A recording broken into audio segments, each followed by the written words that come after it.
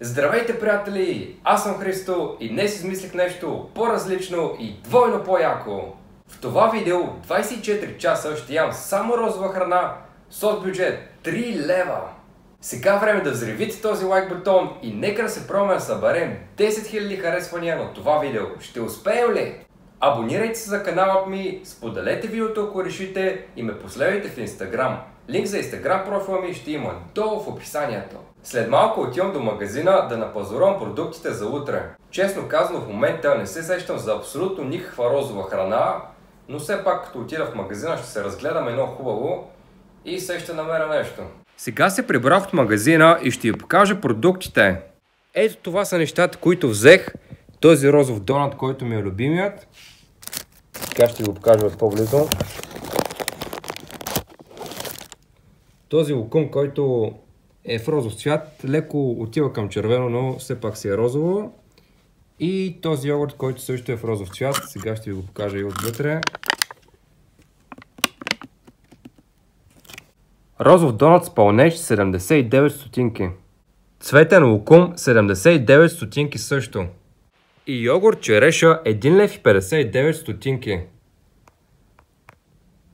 Също сметката е 3 лева и 17 стотинки, но ще я закръглям на 3 лева. Все пак сега за едни 17 стотинки. Утре започваме и ще видим как ще разпределя храната. Добро утро, приятели! Току-що се събуждам и след малко започваме.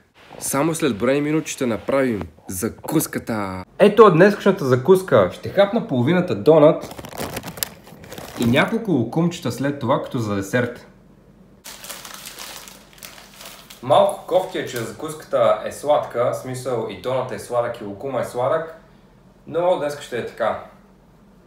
Започваме.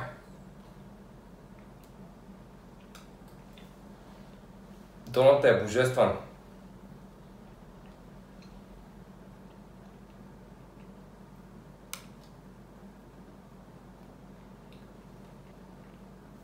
Между другото, преди доста често си купувах донати, но в скоро време и донати не си бях купувал.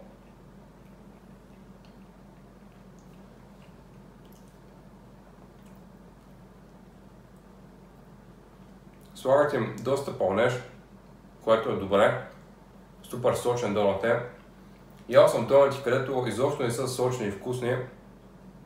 Мисля, че имаш един донат с някакъв лешников крем, където изобщо не беше вкусен. Аз така както тръгнах, почти целия го изядах. Това го оставам за после. Между другото, още съм доста сънен. Не съм се разсънил добре, сигурно се лечи. Сега ще отворим лукумчето и да хапнем 2-3 лукума.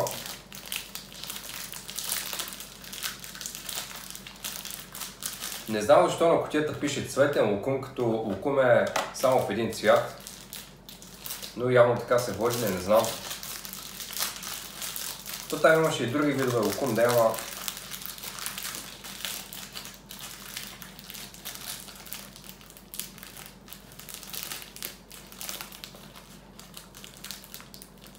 Те всички са залепени. Един голям лукум.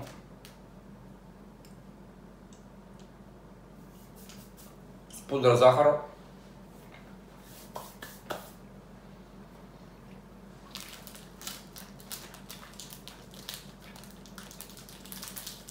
Малко гадно е, че пудрата захара се разпръсква навсякъде, но нищо.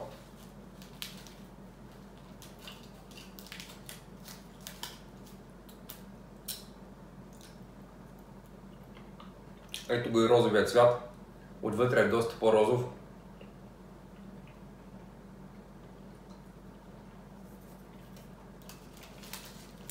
Просто понеже отгоре с доста пудра захари не може да му се види хубаво цвета, но отвътре си е розов. Айде още едно парче ще взема. 3 парчета. Останалото за после.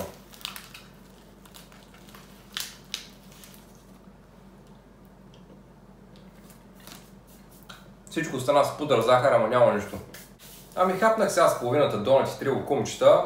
Не се оплаквам, доволен съм, заситих се, така че следващото хранене ще бъде обяда. Вече стана 1 часа и е време за обяд. Ще обядвам след този йогурт, така да е само с половината от йогурта.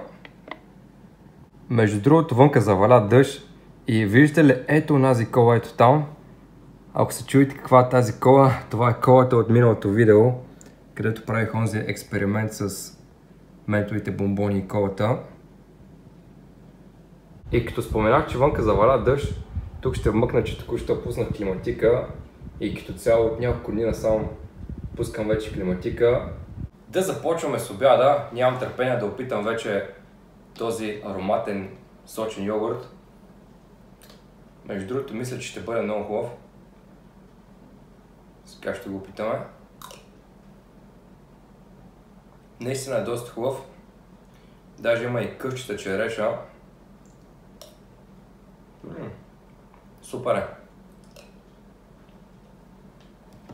За обяд ще хапна само йогурта. Честно казано, не съм много гладен, макар че съм ял само лукума и доната, и то половината донат. Но не съм гладен. Охо, този йогурт е 400 грама.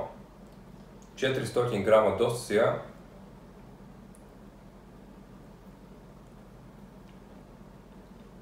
Така че ще имам още доста от него за по-нататъка. Най-вероятно утре сутринта ще закусвам с него. Или пък може и на вечер да си хапна малко. Знае ли се. Но е много вкусен. И аромата на череш се усеща доста.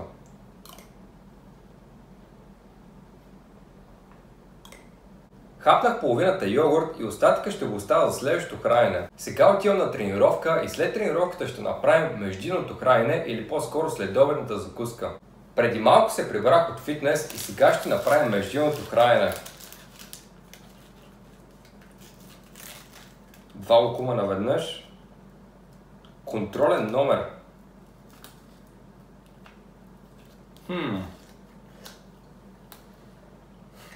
Контролен номер. Интересно. Направих следобедната закуска и останаха 2-3 парчета лукум за някои от следващите хранения. Сега ще работя на лаптопа и след около 2-3 часа ще направим вечерята. Така, вечерята ще бъде остатъка от йогурта и остатъка от доната. Така, искам само да погледна какви калории има този йогурт и като цяло неговите макроси. Ето ги. Така. Значи на 100 грама има 96 калории. Ами това е горе-долу окей. Мазнини 2,7 грама. Така. Въглехидрати 13,5 грама, от които захари 13 грама и белтъци 3,4 грама. Ами доста малко протеин, честно казано, но все пак нормално. Чудя се първо с какво да започна, с йогурта или с доната, но май ще е с доната. Или пък сега като се замисля, защо не пробвам нещо, да видим какво ще стане, да топна доната вътре в млякото.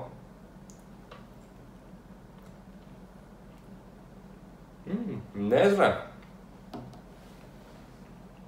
Не е зле, но май първо ще се изям доната и след това йогурта.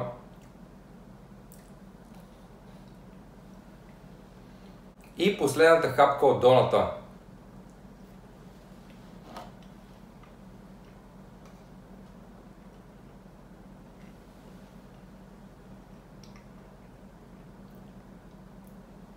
Започвам с йогурта.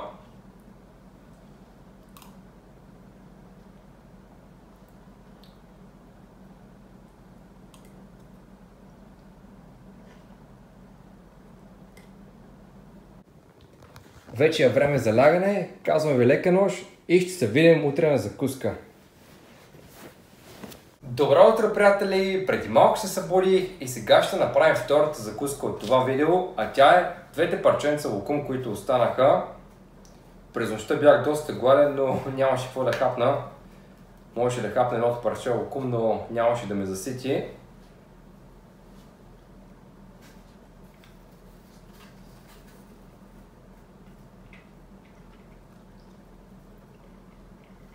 Вижте колко пудра захар остана отдолу на кутията.